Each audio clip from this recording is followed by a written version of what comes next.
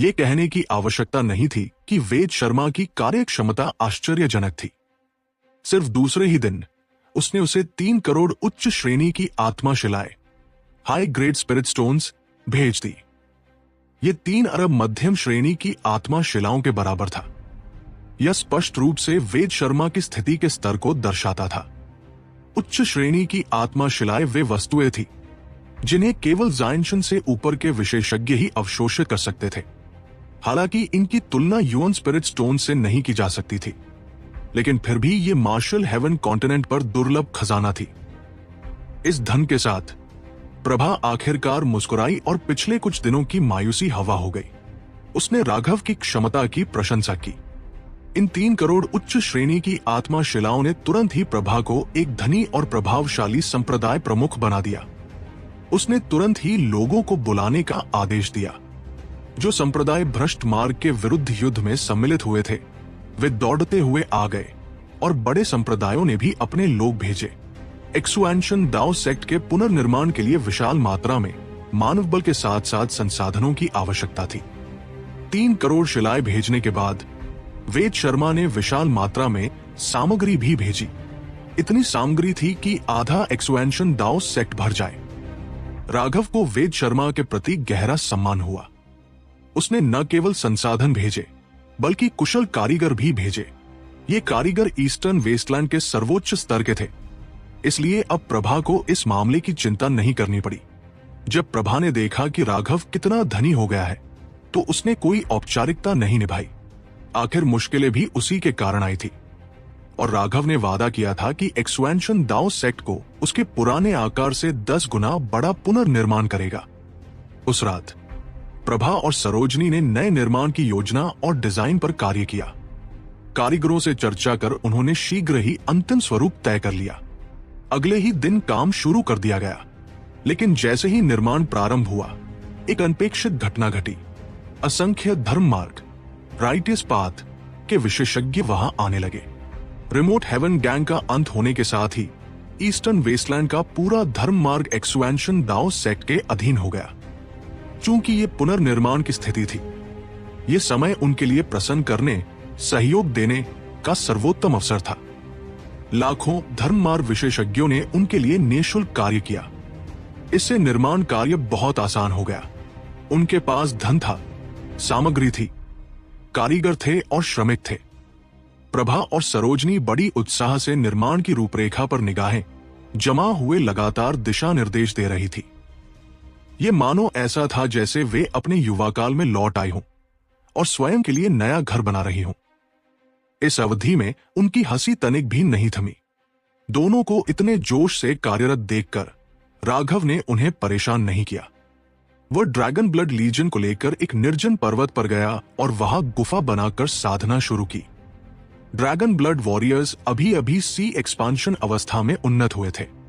लगातार बड़े युद्धों के अनुभव के बाद उनकी आभाएं स्थिर हो चुकी थी।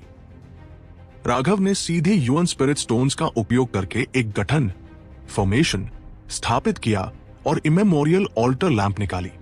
ईस्टर्न वेस्टलैंड बेल ने उसे सिखाया था कि इसे कैसे प्रयोग किया जाए। यह कोई आक्रमणकारी हथियार नहीं था, बल्कि साधना में सहायक एक अमूल्य औजार था। इसमें प्राचीन युग के शीर्ष विशेषज्ञों का आशीर्वाद था। इसके भीतर की ज्योति स्वर्गीय नियमों, हेवनली दाउज को आकर्षित कर सकती थी और साधक के हृदय पर प्रकाश डाल सकती थी, जिससे वह पूर्ण ध्यानवस्थ में प्रवेश कर लेता और हेवनली दाउज के और भी समीप महसूस करता। सामान्यतः साधना करते समय पहले बिखरे हुए विचारों को निकालना पड़ता और मन को खाली करना पड़ता। उसके बाद हेवनली दाउज से जुड़ाव की कोशिश होती। यह अत्यंत कठिन था और प्रत्येक व्यक्ति के लिए परिणाम अलग होता था। सी एक्सपांशन वह स्तर था जहां साधना की गति में सबसे बड़ा अंतर दिखता था। इस स्तर तक पहुंचते पहुंचते साधक को पहले ही आकाश और पृथ्वी के नियमों को छूना होता था। इसीलिए ये अवस्था अत्यंत महत्वपूर्ण नींव रखती थी। ये सिर्फ सागर का विस्तार नहीं था, लेकिन इमेमोरियल ऑल्टर लैंप की ज्योति में सभी लोग गर्माहट और शांति महसूस कर रहे थे। यह ऐसा प्रतीत हो रहा था मानो वे अपनी माताओं के गर्भ में पल रहे भ्रूण हों। उनकी आत्मशक्ति, स्पिरिचुअल युअन स्वतः प्रवाहित हो रही थी। कुछ किए बिना ही दीपक उन्हें एक अद्भुत अवस्था में पहुंचा रहा था। राघव आश्चर्यचकित था ये देखकर कि सबके QICs धीरे धीरे उमड़ रहे थे। वे दूसरी बार विस्तार से गुजर रहे थे। बिना औषधि के ही वे दूसरी बार सागर का विस्तार कर सकते हैं। इसमें कोई आश्चर्य नहीं कि ईस्टर्न वेस्टलैंड बेल ने कहा था कि इमेमोरियल ऑल्टर लैंप अद्भुत है, लेकिन राघव ने पाया कि इस दीपक का उस पर और सिद्धार्थ पर कोई प्रभाव नहीं हो रहा था। वो तो बस सो रहा था, चेहरे पर मासूम मुस्कान लिए। सिद्धार्थ, क्यों न तुम खेलने चले जाओ? स्मरण रखना, चिन्हों, लैंडमार्क्स को याद रखना ताकि रास्ता न भूलो। वह राघव ने उसे उकताया देखकर कहा। कई लड़ाइयों के बाद सिद्धार्थ का राशन समाप्त हो चुका था। उसके लिए सबसे अच्छा यही था कि वो बाहर जाकर और जुटाए। हालांकि सिद्धार्थ ने वादा किया कि वह रास्ता नहीं भूलेगा, फिर भी राघव ने उसे एक विशेष तावीज दिया। उस तावीज के माध्यम से राघव उसकी स्थिति का अनुमानित आभास पा सकता था। यद्यपि सटीक स्थान नहीं बताया जा सकता था, दूरी का परिमाण बहुत बड़ा था। यदि वह भटक भी जाए तो उसे ढूंढना आसान होगा। सिद्धार्थ को निपटने के बाद राघव ने तय किया कि वह सभी के लिए साधना के दौरान रक्षक बनेगा। साथ ही उसने स्प्लिट द हेवेंस की गुप्त धारा को अध्ययन करना आरंभ किया, जो उसे चंद्रमोहन ने सिखाई थी। हालांकि वह स्प्लिट द हेवेंस की तीसरी चाल का उपयोग कर सकता था, लेकिन वस्तुतः उसे नहीं लगता था कि बिना दिव्य रून, डिवाइन रून्स को संकेंद्रित किए उसका असर बहुत अधिक है। जब उसने इसे कृष्णा के विरुद्ध प्रयोग किया था, उस समय राघव केवल इसलिए उसे घायल कर पाया क्योंकि कृष्णा लापरवाह रहा। यदि उस समय यही चाल चंद्रमोहन ने प्रयोग की होती तो पूरी तैयारी के बावजूद शायद कृष्णा मर ही जाता। कितने गहन सिद्धांत! प्रत्येक रून अन्य से गहरा संबंध रखता है। क्या इंसान वास्तव में ऐसा कुछ बना सकता है? राघव मन ही मन विस्मित था। उसने अभी केवल पहले 9 रून का अध्ययन शुरू ही किया था, लेकिन हाथों हाथ उनमें निहित गूढ़ सिद्धांतों में आकर्षित हो गया। प्रत्येक रून एक अलग नियम, एक अलग अर्थ दर्शाता था। जहां तक उनके वास्तविक अर्थ की बात थी, चंद्रमोहन ने सीधे उसे कहा था कि वह ये प्रश्न न पूछे, क्योंकि वह स्वयं भी नहीं जानता। उसने तो बस हेवन स्प्लिटिंग बैटल सेक्ट के बुजुर्ग की शिक्षा के अनुसार साधना की थी। लेकिन जब राघव ने उन दिव्य रूनों को देखा तो उसे ऐसा प्रतीत हुआ कि वो किसी सिद्धांत को समझ रहा है। उसे लगता था मानो वह जानता है कि वे क्या अर्थ रखते हैं, लेकिन गहराई से सोचते ही वो उन्हें स्पष्ट नहीं कर पाता था। डंडा बाघ को हराता है, बाघ मुर्गी को खाता है, मुर्गी कीड़े को खाती है, कीड़ा डंडे को खाता है। हर एक दूसरे के पूरक भी हैं, लेकिन एक दूसरे का प्रतिकार भी करते हैं। राघव ने ध्यान केंद्रित किया और अपनी आध्यात्मिक ऊर्जा स्पिरिचुअल युअन को स्प्लिट द हेवेंस की पहली 9 नाड़ियों में प्रवाहित किया। हर नाड़ी में उसने अपनी आध्यात्मिक ऊर्जा का एक चक्रवात छोड़ दिया। हर चक्रवात के केंद्र में उसने अपनी दिव्य चेतना, डिवाइन सेंस की एक धारा छोड़ी। हर धारा में अलग अलग प्रकार की ऊर्जा निहित थी। हेवन स्प्लिटिंग बैटल सेक्ट के शिष्यों के लिए यह कार्य अत्यंत कठिन था। यह मानो 9 नाड़ियों में बीज बोने जैसा था। आध्यात्मिक ऊर्जा खाद के रूप में और दिव्य चेतना आध्यात्मिक बीज के रूप में। हर बीज में दिव्य मुहर, डिवाइन रून का भ्रूण रूप समाहित था। यह बहुत धीमी प्रक्रिया थी, कुछ कुछ अंडे को सेने जैसी। हेवन स्प्लिटिंग बैटल सेक्ट की साधना विधि के कारण उसके शिष्य बहुत अधिक आत्मिक शक्ति, स्पिरिचुअल स्ट्रेंथ नहीं रखते थे, इसलिए इस तरह नियंत्रण करना उनके लिए लगभग असंभव था। लेकिन राघव ने यह पहला कदम एक क्षण में पूरा कर लिया। उसे केवल इन दिव्य मुहरों को अपनी आत्मिक शक्ति से जागृत करना था। लेकिन यह प्रक्रिया जटिल थी, क्योंकि केवल एक ही नहीं बल्कि 9 दिव्य मुहरों को एक साथ जगाना था। इसके लिए उसे अपनी आत्मिक शक्ति को 9 भागों में विभाजित कर एक समान रूप से पोषण देना पड़ता था। यदि वे असंतुलित हो जाती तो सब नष्ट हो जाता। ऐसे में उसे सब मिटाकर पुनः शुरुआत करनी पड़ती। परंतु अपनी प्रबल आत्मिक शक्ति के कारण राघव उन पर संपूर्ण नियंत्रण रखता था। शीघ्र ही 9 भ्रूणरूप मुहरें उसकी नाड़ियों में स्पष्ट होती चली गई और बढ़ने लगी। वे और अधिक चमकदार एवं सुस्पष्ट होने लगी। जब 9 दिव्य मुहरें पूर्ण रूप से प्रकट हुई तो राघव का चेहरा गंभीर हो गया। उसने धीरे से मंत्रोच्चार किया, ब्रह्मांड के आकाश को विभाजित करने हेतु मेरी आत्मा की शक्ति होती है। स्प्लिट द हेवेंस की दिव्य मुहरे प्रकट हो। यह सूत्र उसे चंद्रमोहन ने सिखाया था। यह पहली बार था जब उसने इसे बोला। शुरुआत में यह बेमानी सा लगा, लेकिन धीरे धीरे उसने संसार में एक रहस्यमय ऊर्जा का अनुभव किया। वो ऊर्जा निराकार और अदृश्य थी, किंतु राघव उसे महसूस कर पा रहा था। उसकी नाड़ियों की 9 दिव्य मुहरें प्रकाशमान हो उठीं, मानो उनमें जीवन का संचार हो गया हो। वे धीरे धीरे घूमने लगी। हर दिव्य मुहर मानो अपनी स्वयं की चेतना और जीवन लिए हुए थी। वे उसकी आत्मा से जुड़ी हुई थी, मानो 9 नवजात शिशु सक्रिय हो रहे हों। क्या वास्तव में इस संसार में देवताओं का आशीर्वाद भी है? राघव का हृदय तीव्र गति से धड़क उठा जब उसने इन 9 मुहरों की गति को देखा। ये शक्ति उसकी अपनी नहीं थी। उस मंत्र के उच्चारण के बाद वो रहस्यमय ऊर्जा उसकी सहायता कर रही थी कि 9 दिव्य मुहरों की आत्मा पूर्ण रूप से सक्रिय हो सके। जब चंद्रमोहन ने मुहरों की आत्मा को जगाने की प्रक्रिया समझाई थी, तो उसने केवल अस्पष्ट संकेत दिए थे, कहते हुए कि समय आने पर स्वयं समझ जाओगे। अब राघव वास्तव में समझ गया कि वह किसकी ओर संकेत कर रहा था। इस अनुभव को शब्दों में व्यक्त कर पाना असंभव था। दिव्य प्रतीकों के सुदृढ़ रूप में प्रकट हो जाने से राघव का आत्मविश्वास और बढ़ गया। ये उसके लिए अत्यंत सहज रहा था। वो अभी अगले 9 प्रतीकों पर ध्यान केंद्रित करने ही वाला था कि तभी एक शिष्य दौड़ता हुआ आया और बोला कि कोई उससे मिलने आया है। हालांकि उसने सफेद घूंघट पहन रखा था, उसके वे सुंदर नेत्र किसी का भी मन मोह लेने में सक्षम थे। उसकी वो लचीली काया मानो किसी चित्र से बाहर आई हो। और भला वो कौन हो सकती थी यदि देविका नहीं? राघव आश्चर्यचकित होने के साथ अत्यंत प्रसन्न हुआ। राघव, ये काव्य है। देविका भी उसे देखकर प्रसन्न हो गई, लेकिन उसने पहले अपने साथ खड़ी स्त्री का शिष्टाचार से परिचय कराया। वो स्त्री लगभग अपने 28-29 वर्ष की लग रही थी। उसका ऊंचा जूड़ा था और उसने भव्य वस्त्र धारण किए थे, जो उसे एक अवर्णनीय गरिमा प्रदान कर रहे थे। कनिष्ठ राघव, काव्य को प्रणाम करता है। राघव ने शीघ्रता से झुककर अभिवादन किया। यह स्पष्ट था कि वह देविका की कुलज्येष्ठ थी, सो उसे सावधानी बरतनी ही थी। तुम ही राघव हो? जैसा सुना था वैसा ही निकला। वाकई तुम्हारे पास कौशल है, तभी तो मेरे घर की पवित्र कन्या तुम्हारे वश में हो गई। काव्य ने हंसते हुए कहा, बिना किसी अहंकार के। उनके स्वर में संतोष झलक रहा था। काव्य, आप? देविका का चेहरा लाल हो गया। स्पष्ट था कि वह ऐसी सीधी बातें सुनने को तैयार नहीं थी। काव्य तो अतिशयोक्ति कर रही है। कनिष्ठ ऐसा गौरव स्वीकारने का साहस नहीं करता।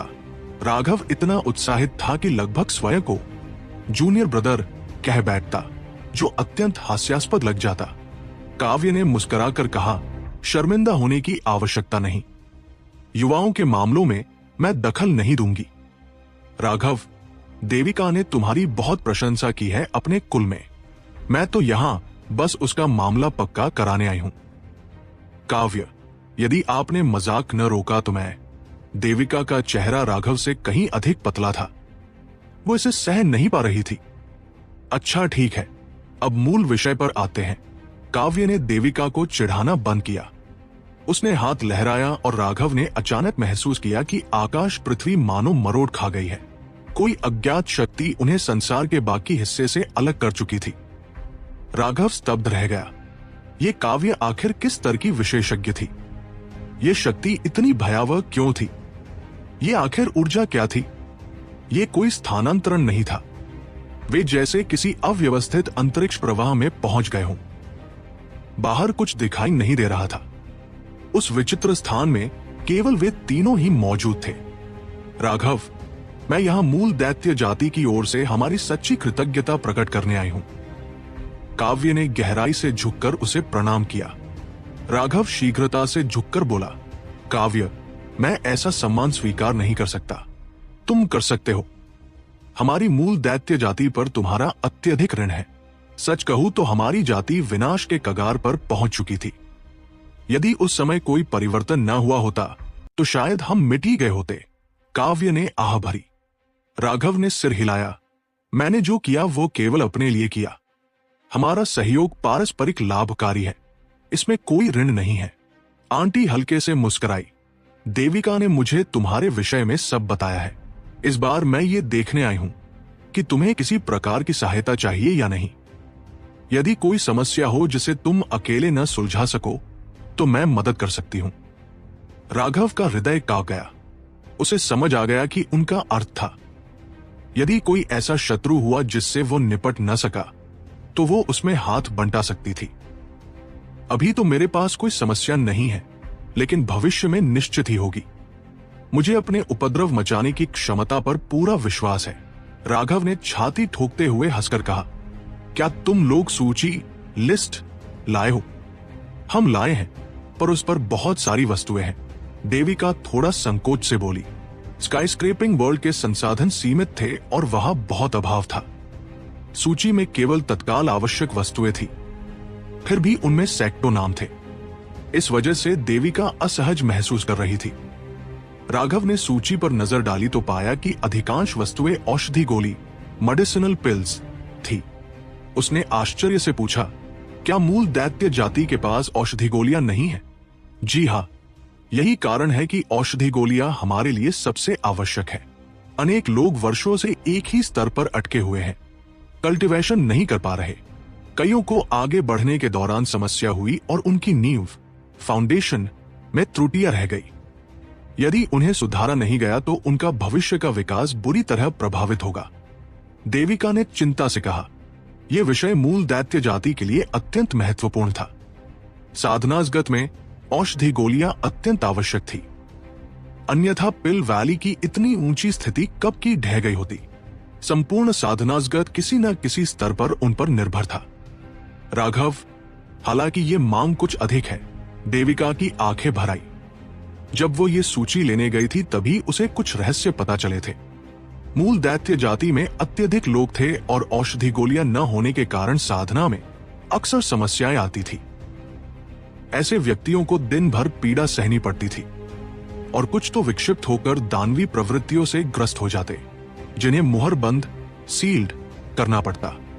पिछली बार उसे इसका ज्ञान नहीं था, पर जब उसने कुछ औषधि गोलियां वापस पहुंचाई थी तो पूरी जाति ने उत्सव मनाया। तभी उसे पता चला कि वे लोग कितनी पीड़ा में जी रहे थे। ये कार्य मुझ पर छोड़ दो, औषधि गोलियां मेरे लिए कोई समस्या नहीं है, राघव ने दृढ़ता से कहा। धन्यवाद। देविका अपनी प्रसन्नता छिपा न सकी। उसके आत्मविश्वास से भरे स्वर ने उसे राहत दी। इस क्षण वह पूरी तरह समझ गई कि राघव कैसा व्यक्ति है। वो कभी कोई वचन नहीं देता जिसे निभाने का विश्वास न हो, परंतु मांग की मात्रा अत्यधिक है। मुझे कुछ समय लगेगा, राघव ने कहा। कोई समस्या नहीं, कोई समस्या नहीं, हम बस प्रतीक्षा कर लेंगे, देविका ने जल्दी से कहा। राघव ने कुछ पल सोचा। ऐसा करते हैं, पहले हम अत्यावश्यक मामलों को संभालते हैं। अभी एक्सपेंशन दाओ सेक्ट का पिल वैली से मतभेद हो चुका है, इसलिए उनसे औषधि की गोलियां खरीदना कठिन होगा, लेकिन मेरे पास कुछ गुप्त स्रोत है। यह सुनकर देविका और काव्य का भाव तुरंत बदल गया। वे दोनों जानती थी कि औषधि की गोलियों की आपूर्ति हमेशा पिल वैली से होती थी। कौन से गुप्त स्रोत? देविका ने पूछा। राघव ने समझाया, मैं हुयू सेक्ट से कुछ उपचार की गोलियां लाऊंगा और अन्य संप्रदायों से भी कुछ खरीदूंगा। वे गोलियां सबसे गंभीर स्थिति वाले लोगों के लिए होंगी। फिर मैं हुयू सेक्ट के साथ सहयोग करूंगा, उन्हें औषधि की विधियां दूंगा और उनसे बड़ी मात्रा में उपचार गोलियां बनवाऊंगा। जब तुम्हारी जाति के सब लोग स्वस्थ हो जाएंगे तब वे तुम्हारे लिए अन्य प्रकार की गोलियां भी बना देंगे, जैसे साधना के लिए। अभी ईस्टर्न वेस्टलैंड पर लगभग एक्सपेंशन दाओ सेक्ट का ही प्रभुत्व है। भ्रष्ट पंथ गंभीर रूप से क्षतिग्रस्त है और प्राचीन जातियां भी कदम उठाने का साहस नहीं कर रही हैं। इस दौरान तुम लोग एक गुप्त ठिकाना स्थापित कर सकते हो। ऊपर ऊपर से तो तुम कोई छोटा मोटा व्यापार करोगे, लेकिन वास्तव में तुम्हारे पीछे एक्सपेंशन दाओ सेक्ट और हुयू सेक्ट साथ देंगे। उनके सहयोग के रहते कोई तुम्हें छेड़ने की हिम्मत नहीं करेगा। सबसे अच्छा यह होगा कि तुम्हारा व्यापार ऐसी दुर्लभ चीजों का हो जिसमें बहुत कम लोग जुड़े हों। जितने कम ग्राहक उतना अच्छा। और यदि तुम्हारा व्यापार ऐसा हो जो केवल हर कुछ वर्षों में सामने आए तो ये और बेहतर होगा। समझ रही हो ना मैं क्या कहना चाहता हूं? मैं समझ गई, काव्य ने सिर हिलाया। आने से पहले वह और देविका दोनों बहुत चिंतित थी, क्योंकि यह विषय पूरी ओरिजिनल डेविल रेस के भविष्य से जुड़ा हुआ था। लेकिन राघव के सरल और गहन विश्लेषण ने उनके लिए वह समस्या हल कर दी जो अब तक उनके सिर पर पर्वत की तरह छाई हुई थी। वे दोनों अत्यंत प्रसन्न हो गई।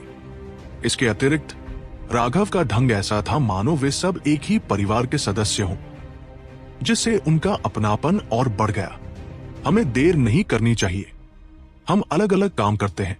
मैं जाकर हुयू सेट को सूचित करता हूं और रास्ते में संघ प्रधान का नाम लेकर औषधि की गोलियां एकत्र करूंगा।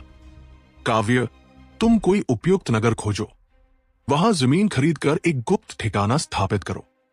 अपनी जाति के कुछ चतुर लोगों को प्रबंधन के लिए नियुक्त करो, और यदि तुम्हारे पास और कुछ कार्य न हो तो तुम स्वयं भी वहां अस्थायी निगरानी करो, ताकि कोई समस्या न हो, राघव ने कहा। काव्य ये देखकर चकित हुई कि राघव किस तरह हर पहलू पर पूरी तैयारी के साथ कार्य करता है। उसके भीतर आदर की भावना जाग गई। उसके रहते अब उसे किसी भी बात की चिंता नहीं करनी थी।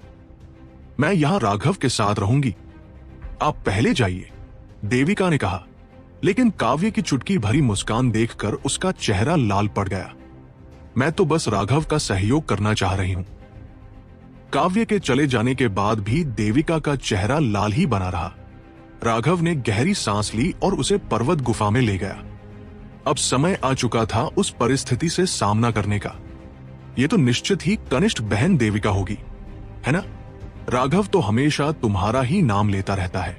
गुफा में लौटकर उसने देखा कि सीमा और नेहा पहले से ही जाग चुकी थी और सभी की रक्षा के लिए प्रवेश द्वार पर खड़ी थी।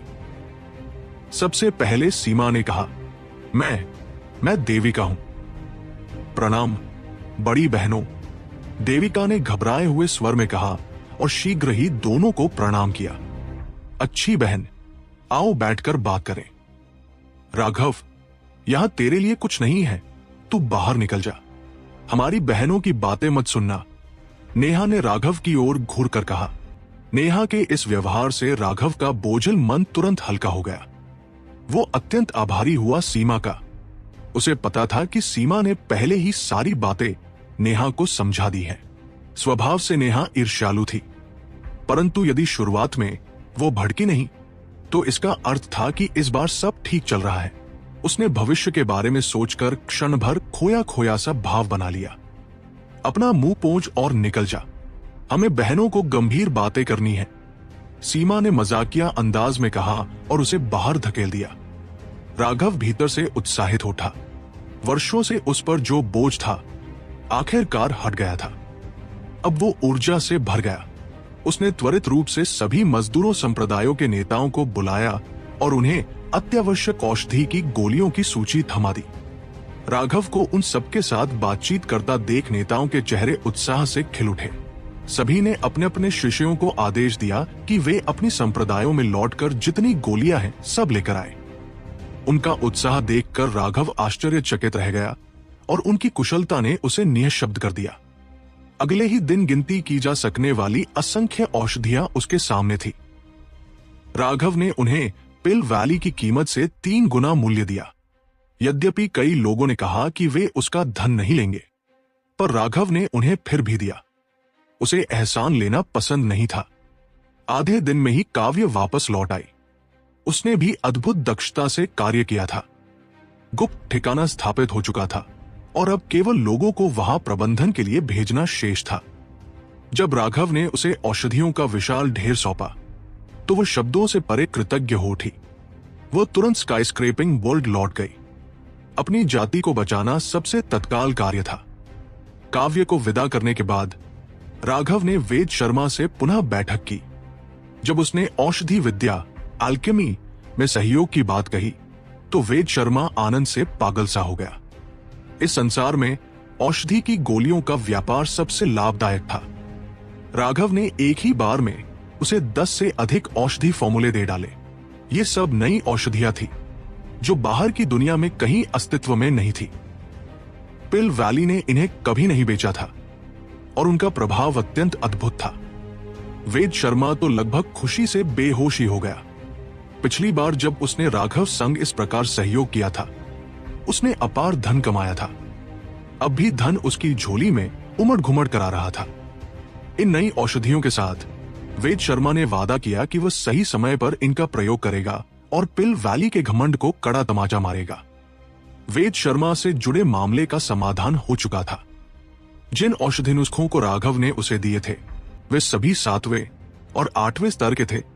साथ ही कुछ उच्चतम 6ठे स्तर के भी थे। उनमें से हर एक कम से कम 30% अधिक प्रभावकारी था बनिस्बत उन औषधियों के जो पिल वैली में बिकती थी। जब वे बाजार में आएंगे तो निश्चित ही पिल वैली को गहरी चोट पहुंचाएंगे। वैसे भी हुयू सेक्ट पहले से ही पिल वैली का प्रतिद्वंदी था, इसलिए वे उसके प्रतिशोध से भयभीत नहीं थे। ये एक परस्पर लाभकारी समझौता था, क्योंकि राघव को बड़ी मात्रा में औषधियों का निर्माण करवाने के लिए हुयू सेक्ट की आवश्यकता थी। स्वयं अकेले वह जितनी गोलियां तैयार कर सकता था, उनकी संख्या सीमित थी। उसने पहले ही ड्रैगन ब्लड लीजन के लिए आवश्यक औषधि गोलियों का एक हिस्सा वेद शर्मा को सौंप दिया था। गुप्त रूप से गुफा में लौटते समय राघव सीधे भीतर नहीं गया। दूर से ही उसे घुंघराली सी हंसी की धुन सुनाई दी। तभी उसने प्रवेश करने का साहस किया, लेकिन जब उसने सुना कि वे क्या कह रही थी, तो तुरंत भाग खड़े होने की इच्छा हुई। तुम लोग जानते नहीं, लेकिन तब राघव बिल्कुल शैतान था। मेरी आंखों के सामने ही उसने किसी और पर पेशाब कर दिया। ओ राघव, ठीक समय पर आ गए। बहन देविका शायद मेरी बात पर विश्वास न करे, तो क्यों न तुम खुद बता दो कि तुमने क्या किया था। नेहा की पैनी निगाहों ने तुरंत ही राघव को देख लिया, जो चुपके से भाग निकलने का प्रयत्न कर रहा था। वे तीनों पूरे समय से बातें कर रही थी। चर्चा का विषय राघव ही था, और ये पता नहीं किसने शुरू किया, लेकिन धीरे धीरे वे उसके शर्मनाक अनुभवों पर पहुंच गई। उसी में नेहा को वह घटना याद आई जब उसने पहली बार राघव से भेंट की थी। अब तीनों की निगाहें उस पर टिक गई तो राघव को खुद को जमीन में गाड़ लेने की इच्छा हुई।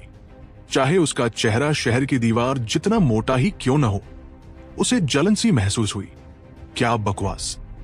वो तो स्पष्ट रूप से मेरे शत्रुओं को डुबाने की रणनीति थी, राघव ने गुस्से में कहा। तब जब उसने पहली बार एक्सुएंशन मॉनेस्ट्री के क्षेत्र में प्रवेश किया ही था, एक व्यक्ति ने उसे नीचा दिखाना चाहा और धक्का देना चाहा। नतीजा यह हुआ कि राघव ने उसे नदी में फेंक दिया। वो व्यक्ति यह अपमान सहने को तैयार नहीं हुआ और गालियां देने लगा। तब राघव ने उसके विरुद्ध डुबाने की रणनीति अपनाई और सबके सामने दिखा दिया। तभी संयोग से आकाश में उड़ती हुई नेहा ने यह दृश्य देखा और उसे आवारा करार दिया। वो उनकी पहली मुलाकात थी। अब दोबारा वही बात निकली तो राघव बहुत शर्मिंदा हुआ। राघव का लाल चेहरा देखकर तीनों स्त्रियां ठहाकों में फूट पड़ी। उसका ये रूप दुर्लभ था। हंस लो अभी, लेकिन एक दिन आएगा जब तुम सब बिस्तर की रेलिंग थामे और चादर काटते दांतों से दिखोगी। राघव मन ही मन बुदबुदाया। सोचते ही उसका दिल तेजी से धड़कने लगा। इस समय देविका ने अपना घूंघट नहीं पहना था और तीनों मानो खिले हुए फूलों की तरह साथ बैठी थी। उनकी अलग अलग सुंदरता उसके मन को ललचा रही थी। अरे, केवल हंसने से क्या होगा, चलो कोई खेल खेलते हैं, राघव ने शैतानी मुस्कान के साथ कहा। कौन सा खेल? अंधियारे में मोती। राघव की आंखें शरारत से चमक उठीं। अंधियारे में मोती, नाम तो रोचक है, इसे खेलते कैसे हैं? नेहा ने उत्सुकता से पूछा, जबकि सीमा ने अपना मुंह बंद कर लिया। है, मैं एक मोती तुम्हारे कॉलर पर रखूंगा, फिर अपनी आंख बांध लूंगा। इसके बाद तुम हिल नहीं सकती और देखते हैं कि मुझे मोती ढूंढने में कितना समय लगता है। राघव हंसते हुए बोला। इसमें मजा ही क्या है? अरे, तुम तो विकृत हो, नेहा ने गुस्से से कहा। उसने देखा कि राघव की निगाहें उसके शरीर पर घूम रही थी, जैसे तलाश रही हूं कि कहां खोज करनी है। ठीक है, अब और हद मत करो। राघव, आओ बैठो। बहुत कम मौका मिलता है जब हम सब यूं साथ होते हैं, सीमा ने कहा। राघव ने चैन की सांस ली। नेहा ने देविका के प्रति कोई नाराजगी नहीं दिखाई, बल्कि दोनों आपस में बड़ी आत्मीयता से बातें कर रही थी। इससे राघव ने आभारी दृष्टि से सीमा को देखा। उसने उसे जो गर्मजोशी भरी मुस्कान दी, उससे उसका दिल कांप गया। अचानक उसे आत्मिक लोक में उसके साथ स्नान की घटना याद आई। उसका शरीर मानो कोई देवता तराश कर बना गया हो। उस भावुक क्षण और उसकी लाज भरी दृष्टि का स्मरण करते ही वो फिर से विचलित होने लगा। राघव की तीक्ष्ण दृष्टि देखकर सीमा लाल पड़ गई। वो राघव को बहुत अच्छे से समझती थी और जानती थी कि उसके मन में क्या चल रहा है। राघव, हमें कोई कहानी सुनाओ, अचानक नेहा बोली। नहीं, राघव ने कहा। दुष्ट, क्या पिटना चाहते हो? नेहा ने अपनी नन्ही मुट्ठियां तान ली। लाचार होकर राघव बोला, ठीक है, कहानी चाहिए तो सुनो। एक बार एक हिजड़ा था। इतना कहकर अचानक वह चुप हो गया। फिर नेहा को समझ नहीं आया कि ये छल तो नहीं। राघव ने गहरी सांस ली और उदासी से कहा, और फिर कुछ नहीं। नेहा का गुस्सा फूट पड़ा। ये कैसा बेकार किस्सा था जिसमें कुछ हुआ ही नहीं। सीमा ने उसे डांटा, आवारा। देविका ने भी सहमति जताई, विकृत। काफी देर तक नेहा उलझी रही। अंत में उसका मस्तिष्क खुला और उसने अर्थ समझा। तब उसकी मुट्ठियां राघव पर बरस पड़ी। थोड़ी झड़प के बाद वे सब सहज हुई। देविका ने औषधि गोलियों के विषय में पूछा तो राघव ने सब विस्तार से बताया। इससे वो पूरी तरह निश्चिंत हो गई। अगले कुछ दिनों में राघव ने साधना पर ध्यान लगाया और स्प्लिट द हेवंस की दिव्य रूनों को किया। उसने आसानी से 27 रून कर लिए। दूसरे शब्दों में, उसने तीसरे रूप, थर्ड फॉर्म के लिए आवश्यक सभी रून पूर्ण कर लिए थे। लेकिन जैसे ही उसने चौथे रूप के रून करने का प्रयास किया, उसके बिंदु आक्यूपंक्चर पॉइंट्स में तीव्र पीड़ा हुई और उसे छोड़ना पड़ा। यदि उसने बलपूर्वक प्रयास किया होता तो उसके बिंदु फट जाते, इसलिए आगे बढ़ने का साहस न किया। उसे अब समझ आया कि क्यों चंद्रमोहन ने चेताया था कि फाउंडेशन फोर्जिंग के पहले चौथे रूप का प्रयास मत करना। फिर भी पहले 27 रून तो वह कर ही चुका था। अब केवल उन्हें पोषित करना शेष था। एक औषधिज्ञ होने के कारण राघव के पास विशेष उपाय थे। वो औषधि गोलियों की सहायता से उन रूनों को शीघ्र ऊर्जा अवशोषित करवा सकता था। हालांकि ये फिर भी अत्यधिक धीमी प्रक्रिया थी। सौभाग्य से फिलहाल कोई जल्दी नहीं थी और उसने साधना में बहुत समय लगाया। इसी दौरान इमेमोरियल ऑल्टर लैम्प की सहायता से ड्रैगन ब्लड लीजन के प्रत्येक सदस्य की साधना चरम पर पहुंच गई। उनके QIC अब 3000 मील तक फैल चुके थे। इसके अतिरिक्त उनका साधना स्तर भी औषधि गोलियों के सहारे जितनी गति से बढ़ता, उसकी तुलना में कई गुना तेजी से उन्नत हुआ। इमेमोरियल ऑल्टर लैम्प के साथ उन्हें कठिन तपस्या करने की आवश्यकता ही नहीं पड़ी। प्रतिदिन यह ऐसा लगता मानो वे सोते हुए किसी गहन अवस्था में प्रवेश कर रहे हों। उस अवस्था में उनकी साधना आश्चर्यजनक गति से आगे बढ़ रही थी, लेकिन उनकी नींव अस्थिर नहीं हो रही थी। साथ ही उनका मानसिक स्तर भी ऊंचा हो रहा था। उस स्वप्न सदृश अवस्था में उन्होंने कई ऐसी बातें समझ ली जिनके बारे में उन्होंने पहले कभी सोचा भी नहीं था। जब ड्रैगन ब्लड लीजन आनंद पूर्वक साधना कर रही थी, तभी एक्सुएंशन दाओ सेक्ट में प्रतिदिन परिवर्तन हो रहा था। लाखों योद्धा दिन रात लगे हुए थे और विशाल निर्माण एक एक करके आकाश की ओर उठ रहे थे। वे इतनी तेजी से बने कि लोगों को अवास्तविक सा प्रतीत होने लगा। दिन ब दिन समय गुजरता गया। पूरे 5 महीने बाद राघव और अन्य लोग अपने एकांत साधना से बाहर निकले। उन्हें बाहर आना ही पड़ा क्योंकि एक्सुएंशन दाओ सेक्ट का निर्माण पूरा हो चुका था। अब एक्सुएंशन दाओ सेक्ट पहले से 10 गुना अधिक भव्य था। उसके प्रासाद बादलों को छू रहे थे। विलासमय, भव्य और अद्भुत प्रभावशाली बृहद प्रांगण एक नए प्रकार के पत्थर से निर्मित था, जिसके नीचे एक आध्यात्मिक संरचना लगी हुई थी। पितामह की मूर्ति भी फिर से बनाई गई थी, जो दर्पण समान चमक रही थी। पूरा एक्सुएंशन दाओ सेक्ट पूरी तरह बदल गया था, मानो हवा में ही प्रचंड ऊर्जा प्रवाहित हो रही हो। निर्माण के पूर्ण होने के उपलक्ष्य में आज उत्सव का दिन था। पूरा एक्सुएंशन दाओ सेक्ट भोजन पंक्तियों से भरा हुआ था। उत्तम मदिरा और व्यंजन पहले से ही तैयार किए जा चुके थे। जब राघव और अन्य लोग बाहर आए, तो वहां हलचल मच गई।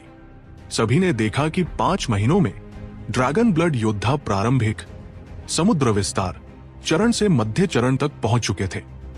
मनोज, अर्जुन और अन्य कप्तान स्तर के विशेषज्ञ तो 7वें स्वर्ग चरण तक पहुंच चुके थे।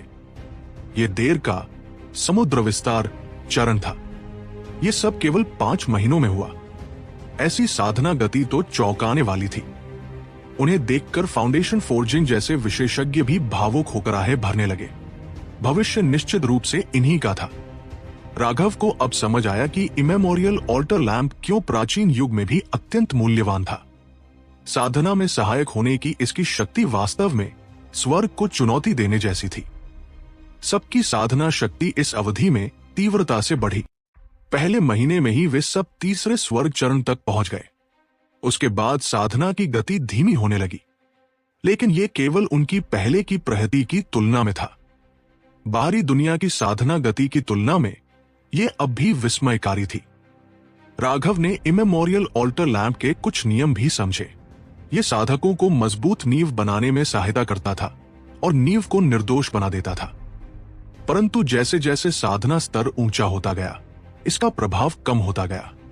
दरअसल यह जानबूझकर ऐसा करता था। शुरू में राघव समझ नहीं पाया था। बाद में उसने जाना कि इमेमोरियल ऑल्टर लैंप अन्य खजानों से अलग था। इसके अपने नियम थे। जितना ऊंचा साधना स्तर होता, उतना ये अपनी कृपा लौटा लेता। ये उपयोगकर्ताओं को मजबूर करता कि वे स्वयं कुछ गहन बातें समझे। यदि वे इस पर निर्भर हो जाते तो ये सहायता नहीं बल्कि विनाशकारी सिद्ध होता।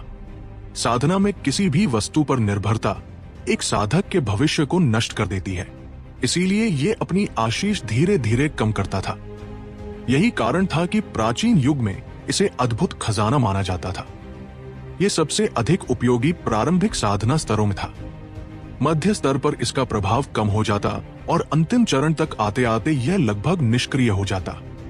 उत्सव के दौरान राघव ने आकाश और उन सबको देखा जो उसकी संगत में लड़े थे। वे सब खुलकर हंसे और इतना पिए कि चक्कर आने लगे। वो उत्सव 7 दिन और 7 रात तक चलता रहा। इस समय तक एक्सुएंशन दाओ सेक्ट ईस्टर्न वेस्टलैंड का निर्विवाद अधिपति बन चुका था। कोई भी उनका विरोध करने का साहस नहीं करता था। उत्सव के बाद सारे अन्य संप्रदाय वहां से लौट गए। आपसी संपर्क से वे एक्सुएंशन दाओ सेक्ट के रवैये से आश्वस्त हो गए थे। उन्हें अपने कार्य का उचित प्रतिफल भी मिल चुका था। जब सभी अतिथिगण चले गए, तब भी एक्सुएंशन दाओ सेक्ट के लोग और 3 दिन तक आनंद मनाते रहे। अब संप्रदाय अभूतपूर्व एकता की स्थिति में था। मानसिक और शारीरिक दोनों रूपों से वे एक मजबूत इकाई बन चुके थे। कुछ दिन बाद संध्या के समय एक विशाल आकाशनौका धीरे धीरे नीचे उतरी। उस समय राघव ने कहा कि उसने जो किया वह था 7 सेनाओं का जल समाधि। रोमांस ऑफ द 3 किंगडम्स में एक सेनापति ने हान नदी को बाढ़ में डुबोकर अपने शत्रुओं को बहा दिया था। नेहा ने जिज्ञासा से पूछा, और फिर नीचे? राघव मुस्कुराया, नीचे कुछ भी नहीं। जब उड़ता हुआ जहाज एक्सुएंशन दाओ सेक्ट के ऊपर पहुंचा तो प्रभा तुरंत बाहर आकर स्वागत करने लगी।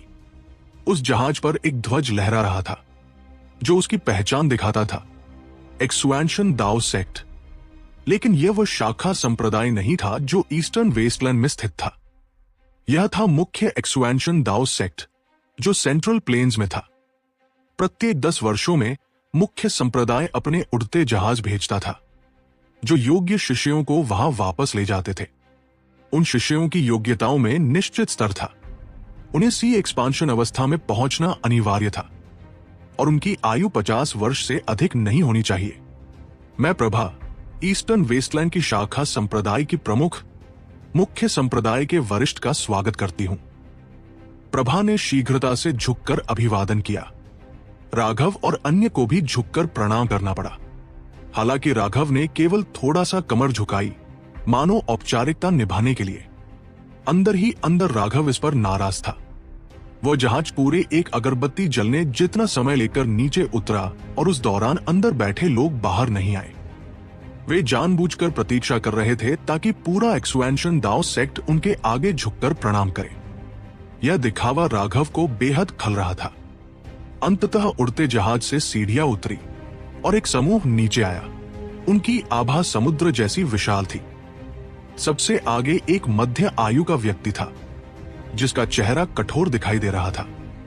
उसके लंबे बाल सिर के पीछे गिरे हुए थे और भौहें ऊपर उठी हुई थी, जिससे उसके व्यक्तित्व में कड़ी सख्ती झलक रही थी।